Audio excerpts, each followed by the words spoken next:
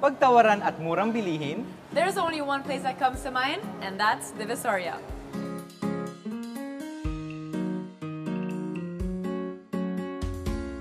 Divisoria is the market district of the Philippines.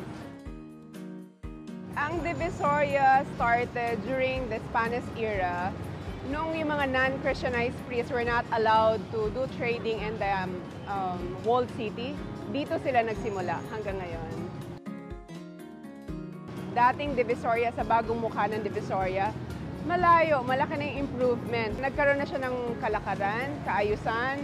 Dati medyo kilala ang Divisoria na magulo, nandito yung mananakawan ka, napapraning yung mga taong pumunta dito kahit gusto nilang bumili at a cheaper price, kaya lang baka daw manakawan sila dito.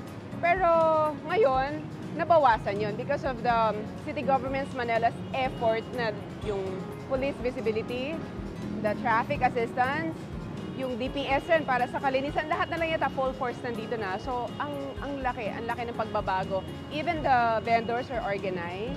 So, malayo.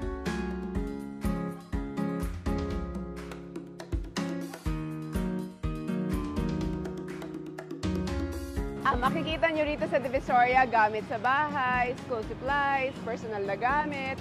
Sa Divisoria, even you can do shopping already in Divisoria on a high-end, kasi may high-end na tayong mga malls dito. We have the 168, we have the Dragon Mall, we have the LCT.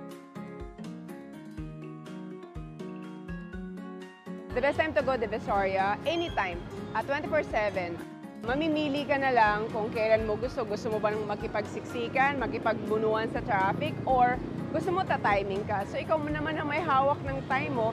If your really intention is to go to Divisoria, anytime. So yung ating national heroes na pinanganak dito, nandito si Andres Bonifacio, the KKK.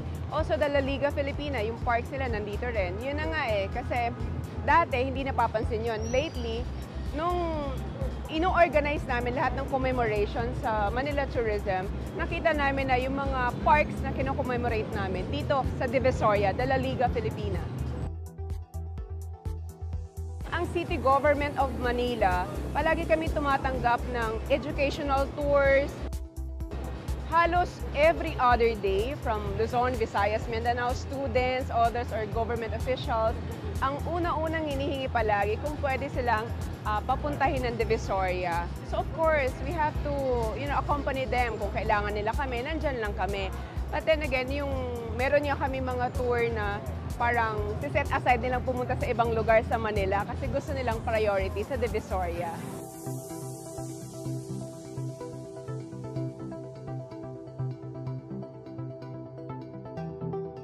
Pag pumunta tayo ng Divisoria, parang the usual call to ourselves na punta tayo ng mall. Ano ba yung ayos natin pumunta ng mall?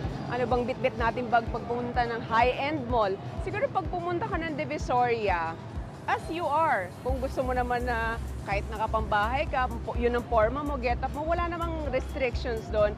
Safe naman sa Divisoria. So ang nakikita ko lang siguro, pag pumunta sila dito, parang kung alam mo naman na hindi naman kailangan magdala ka ng katerbang bag o magsuot ka ng mamahaling alahas, just leave it at home siguro. Just be yourself and come to Divisoria.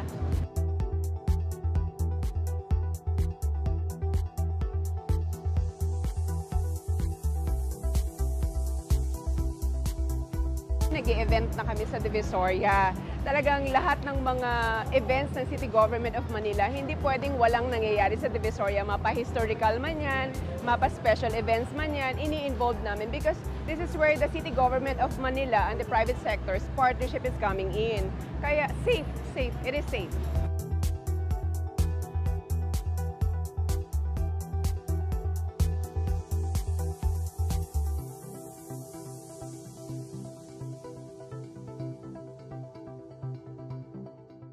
Trip Pinas would like to thank Hire